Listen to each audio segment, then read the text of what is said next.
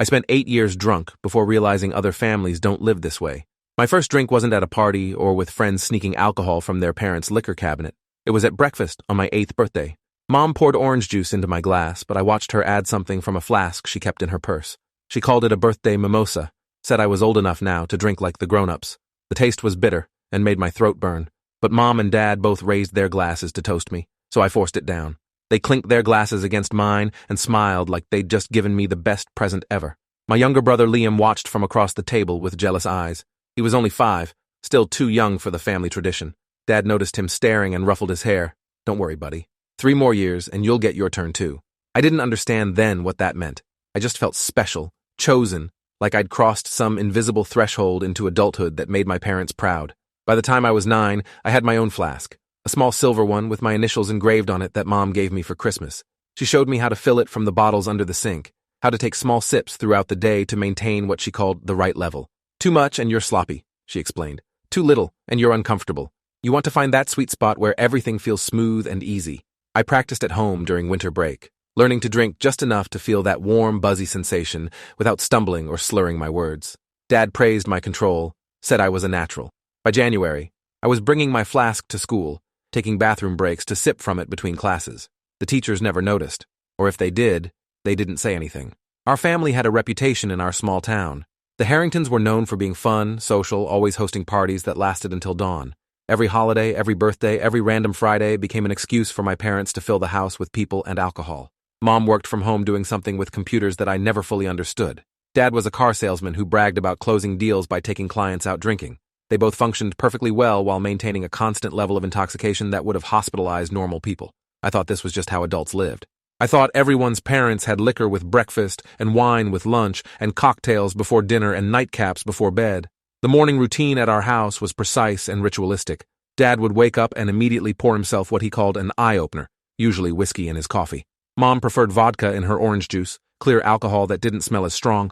They'd sit at the kitchen table reviewing their schedules for the day, planning when and where they'd drink, making sure they never ran out. By the time Liam and I came downstairs for breakfast, they'd already finished their first drinks of the day and were moving on to their second. School was harder drunk than sober, though I wouldn't realize that until much later. Everything felt fuzzy and distant, like I was watching my own life through a foggy window. Math problems took forever to solve. Reading comprehension was a nightmare. I'd stare at sentences and the words would swim around the page, rearranging themselves into nonsense.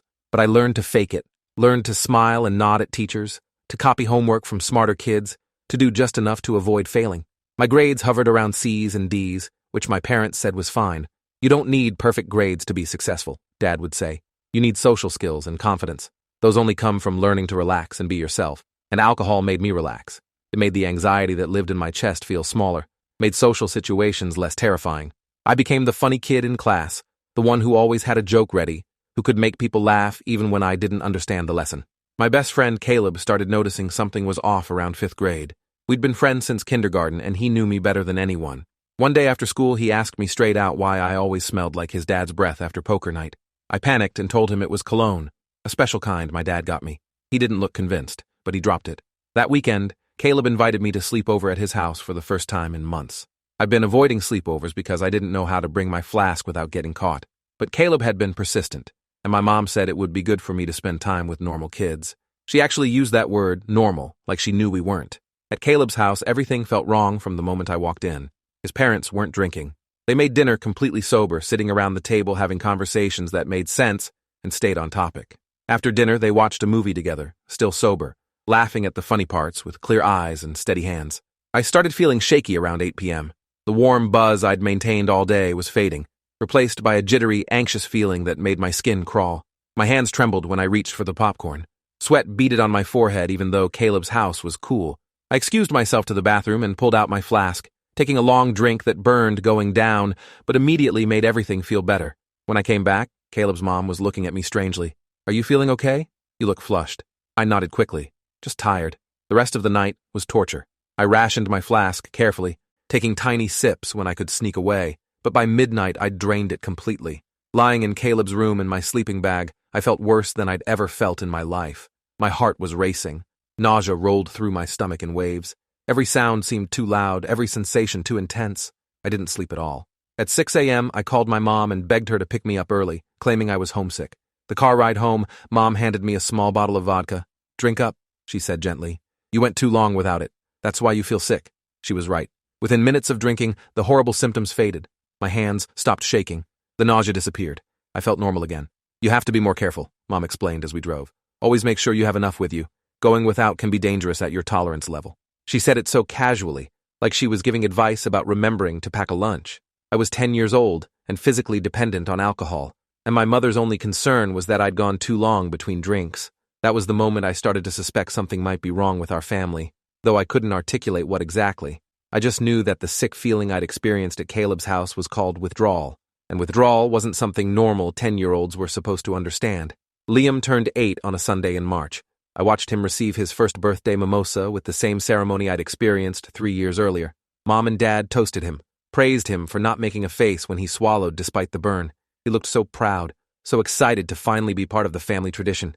I wanted to warn him, to tell him to refuse, to explain that once he started, he wouldn't be able to stop. But I didn't have the words yet, didn't understand enough about what was happening to us to name it as abuse. Instead, I watched my little brother take his first steps into alcoholism with our parents' encouragement, and I felt sick in a way that had nothing to do with withdrawal. Over the next months, I watched Liam go through the same progression I had.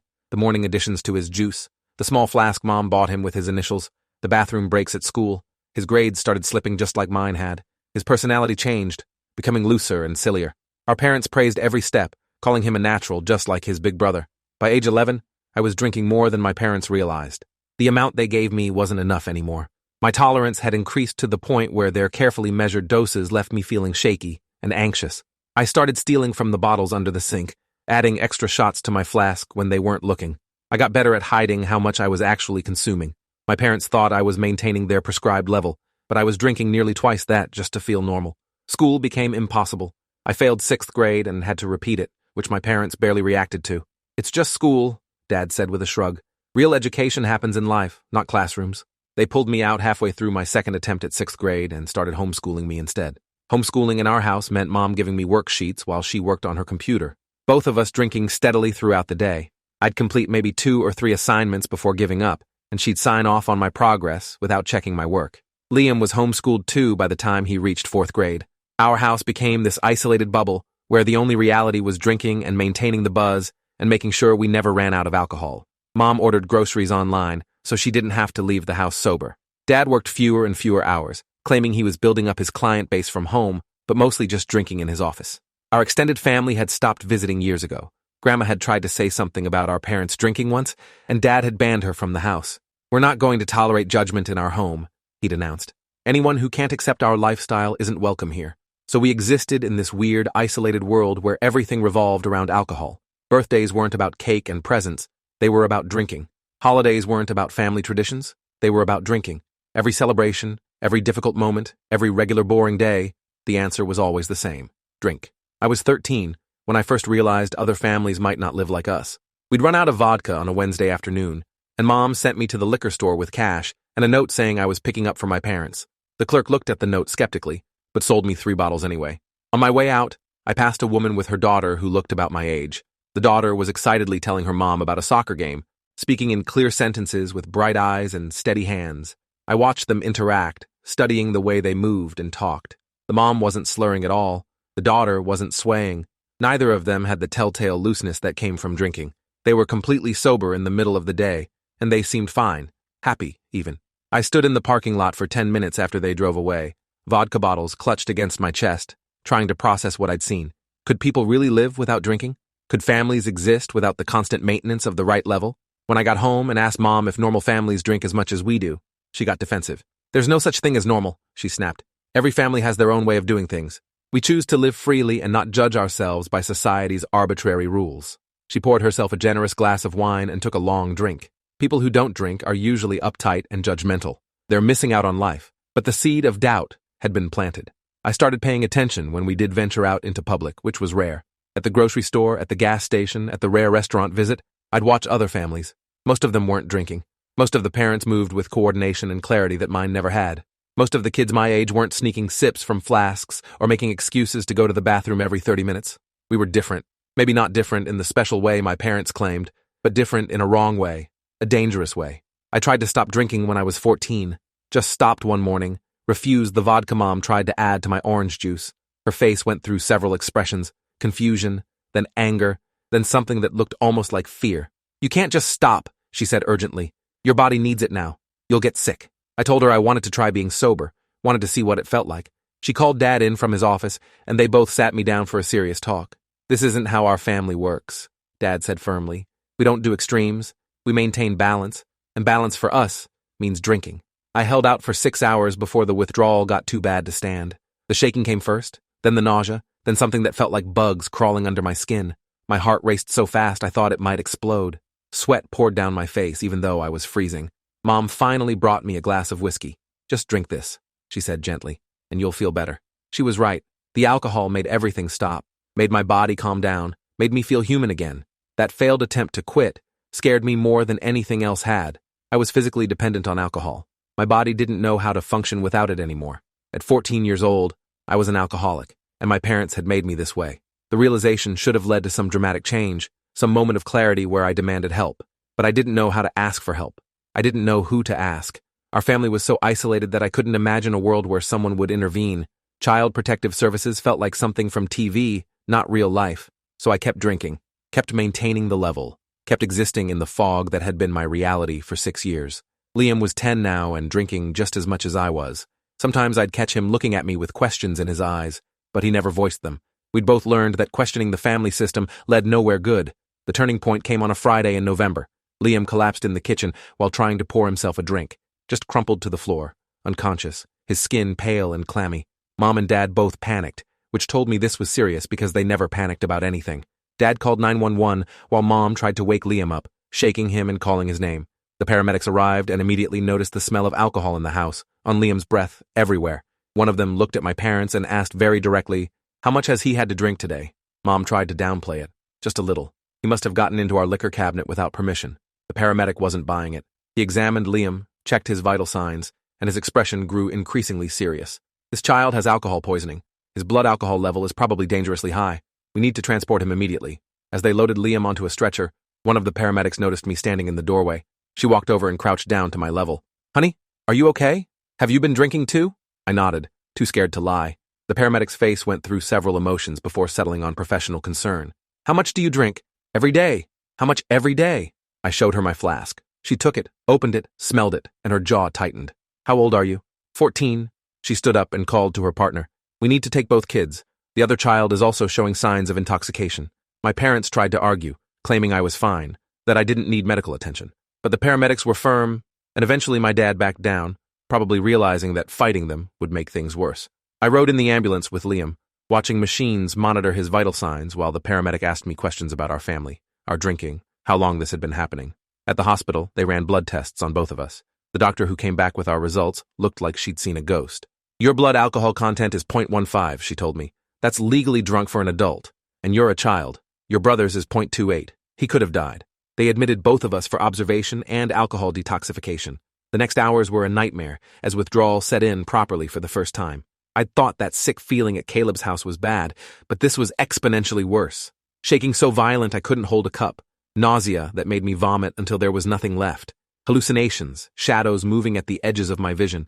The doctors gave me medication to ease the symptoms, but it didn't stop the psychological agony of my body screaming for alcohol, while my brain started clearing enough to understand what had been done to me.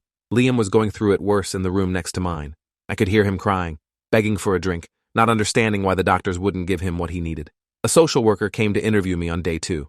Her name was Grace, and she had kind eyes that made me want to trust her despite years of my parents teaching me not to trust outsiders. She asked careful questions about our home life, our daily routines, our parents' drinking habits. I told her everything: 6 years of drinking, the flasks, the homeschooling, the isolation, the way my parents had systematically turned their children into alcoholics because they couldn't imagine any other way to live. Grace listened without interrupting, taking notes but mostly just letting me talk. When I finished, she was quiet for a long moment. "What your parents did is abuse," she finally said. "Severe, systematic abuse. You and your brother are going to need extensive treatment, both physical and psychological. But you're safe now. Neither of you will be going back to that house." The relief I felt at those words was overwhelming. I started crying and couldn't stop. 6 years of confusion and fear and wrongness, finally finding release. I wasn't crazy. Our family wasn't normal. What had been done to us was abuse, and someone finally saw it and was going to stop it. My parents were arrested at the hospital when they came to visit. I watched through my room window as police officers handcuffed my dad in the parking lot while my mom screamed at them about parental rights and government overreach. The detox process took weeks.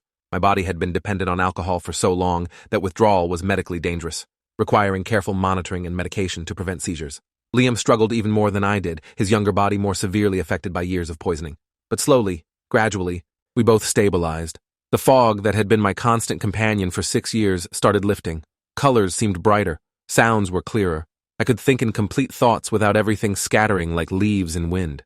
I could read a paragraph and actually remember what it said. The clarity was terrifying and wonderful in equal measure. Who was I without alcohol? I'd been drunk for so long that I didn't know how to be sober. Grace helped me understand I'd essentially have to learn how to be a person from scratch. Learn what my actual personality was versus what alcohol had made me. Learn how to handle emotions without chemical numbing. Learn how to exist in the world as myself. The criminal case against my parents was straightforward and damning. Medical records showing years of alcohol dependence in children. Testimony from the paramedics and doctors. My own detailed account of our daily lives. The prosecution called it one of the most severe cases of child abuse they'd encountered, systematic poisoning disguised as parenting. My parents' defense was that they'd been teaching us to drink responsibly, preparing us for adult life. Their lawyer tried to argue it was a cultural difference, a family tradition, not abuse. The jury deliberated for less than 3 hours before finding them both guilty on multiple counts of child endangerment and abuse. They were sentenced to 15 years each. I was 14, and my parents would be in prison until I was 29. Liam was 10 and would be 25. We'd both be adults before they got out, assuming they served their full sentences. Part of me felt guilty for destroying our family. Part of me felt relieved. Mostly, I felt lost. Liam and I were placed with foster parents, the Castellanos, who specialized in kids with addiction issues. They were patient and understanding, never judging us for what we'd been through. They taught us basic life skills our parents had never bothered with. How to do laundry without being drunk, how to cook a meal sober, how to have conversations that stayed on track because nobody was slurring or losing their train of thought. School was an adjustment. I was years behind academically, my education full of gaps from all the time I'd spent drunk instead of learning. The Castellanos got me a tutor and enrolled me in 9th grade even though my skills were closer to 6th grade level. It was humiliating at first, being 14 and struggling with math problems that kids 4 years younger could solve easily. But slowly, so slowly, things started clicking. Without alcohol fogging my brain, I could actually learn. I could focus on lessons and remember information and make connections between concepts. Therapy was harder than school, talking about what my parents had done, about how I'd spent 6 years of my childhood in a constant state of intoxication, brought up emotions I didn't have words for. Rage at my parents for robbing me of a normal childhood, grief for the kid I could have been if I'd grown up sober, shame about all the years I'd lost to drinking, fear that the damage was permanent, that I'd never catch up to my peers. My therapist, Dr. Vance, helped me understand that healing wasn't linear, that some days I'd feel okay, and other days I'd want to crawl back into the fog of alcohol just to escape the overwhelming clarity of sobriety. He taught me coping mechanisms for when cravings hit, ways to sit with uncomfortable emotions instead of numbing them. He helped me separate my identity from my addiction, to understand that being an alcoholic didn't define me even though it was part of my story. Liam struggled more than I did. He'd been younger when the drinking started, his brain more affected by the alcohol. He had developmental delays that might be permanent, cognitive issues that made school nearly impossible. His foster parents got him specialized help, therapy and tutoring and medical monitoring, but progress was slow. I visited him every week, and we'd sit together trying to make sense of what our parents had done to us. Sometimes he'd cry and ask why they couldn't just be normal parents. I never had a good answer. By the time I was 16, I'd caught up academically enough to be in age-appropriate classes. I'd been sober for 2 years, though the cravings still hit sometimes, usually when I was stressed or overwhelmed. The Castellanos had taught me to call them any time I felt the urge to drink, day or night, and they'd talk me through it. I never relapsed, though there were close calls. Days when the world felt too sharp and too real, and I desperately wanted the soft edges alcohol had given everything. I graduated high school at 18, a minor miracle considering where I'd started. The Castellanos threw me a party, and Liam came, and even Grace, the social worker who'd first interviewed me at the hospital, attended. It felt surreal, sitting in a room full of people celebrating my achievement while completely sober. This was what normal felt like. This was what my parents had stolen from me for 6 years. I got accepted to community college for social work, wanting to help other kids in situations like mine had been, kids whose abuse didn't look like abuse because it was wrapped in family tradition and parental love. I wanted to be the person who could spot the signs, who could ask the right questions, who could intervene before years of damage became irreversible. My parents sent letters from prison sometimes, long rambling things about how they'd been wrongfully convicted, how they'd only wanted what was best for us, how society had criminalized their parenting style. I never responded. There was nothing to say. They'd never admit what they'd done was wrong, never acknowledge that they'd turned their children into alcoholics for their own comfort. Liam got worse before he got better. At 13, he started using other substances, chasing the feeling alcohol had given him. His foster parents tried everything, different therapies, different medications, different schools. Nothing stuck. He went to juvenile detention twice for possession. I visited him there, seeing my little brother in an orange jumpsuit, and wanted to scream at our parents for what they'd done to him. He was just a kid who'd been taught to solve every problem with substances, and now he didn't know any other way to cope. But something shifted when Liam turned 14. Maybe it was finally being the same age I'd been when we got help. Maybe it was just maturity. He agreed to go to residential treatment, a year-long program for teens with addiction issues. I drove 3 hours every Sunday to visit him, watching him slowly, painfully, start to heal. He was angry for months, and I let him be. Angry at our parents, at the world, at me for not protecting him better, even though I'd been a kid too. By the time I was 20, I was working part-time as a youth advocate while finishing my degree. I specialized in cases of medical abuse and addiction, using my story to help social workers identify red flags they might otherwise miss. How many other families were out there doing what my parents had done? How many kids were growing up drunk or high, thinking it was normal because it was all they'd ever known? I gave talks at schools and community centers, starting with the same words every time. I spent 8 years drunk before realizing other families don't live this way. Then I'd tell my story, holding nothing back, because the only way to stop abuse that hides as parenting is to name it clearly and publicly. Some people in the audience would look uncomfortable. Others would get defensive. But always, at least one person would approach me afterward and say quietly, "I think something like that might be happening to someone I know." Liam got out of treatment at 15, 2 years sober and doing better than anyone expected. He moved into a group home for teens in recovery, a structured environment where he could continue healing. We started having dinners together every week, just the two of us, talking about everything and nothing, building a relationship based on who we actually were instead of who alcohol had made us. He told me once that he barely remembered what it felt like to be drunk. That scared him because it meant he'd lost huge chunks of his childhood to something he couldn't even fully recall. I understood that fear. My memories from ages 8 to 14 were fuzzy and incomplete, whole years reduced to blurred impressions because I'd been too intoxicated to form proper memories. Our parents got out on parole when I was 23. They'd served 8 years of their 15-year sentences, deemed rehabilitated by the parole board despite never admitting wrongdoing. They weren't allowed to contact Liam or me per the conditions of their release, but I saw them once, accidentally, at a grocery store. They looked older, smaller somehow. Mom's hair had gone gray. Dad had developed a limp. They were together in the produce section, and I watched them from the end of the aisle. Neither of them appeared to be drinking, which surprised me until I realized prison had probably forced them sober. But as I watched Dad's hand shake while reaching for apples, I recognized the tremor of someone fighting cravings. They were both still alcoholics. They'd just been forced to stop drinking, not to actually heal. I left before they saw me, not ready for that confrontation. I spent years waiting to feel forgiveness toward my parents, waiting for some moment of clarity where I'd understand they were sick and doing their best and worthy of compassion. That moment never came. I understood intellectually that alcoholism is a disease, that my parents were victims of their own addiction. But they'd also made choices. They'd chosen to force that addiction onto their children. They'd chosen to isolate us and homeschool us and systematically poison us rather than get help. Some actions don't deserve forgiveness. Liam struggled with that too. He'd go through periods of wanting to reconnect with our parents, imagining some tearful reunion where they'd apologize and we'd heal together. Then reality would set in, and he'd remember they'd never apologized, never admitted what they did was abuse. He was 17 now, working at a coffee shop and attending community college part-time. He still had hard days when cravings hit, or when the developmental delays made school frustrating, but he was surviving. We both were. I'm 25 now. I've been sober for 11 years, longer than I was drunk. I work as a social worker specializing in substance abuse cases involving children. Liam is 21, in college studying psychology, wanting to help kids like we'd been.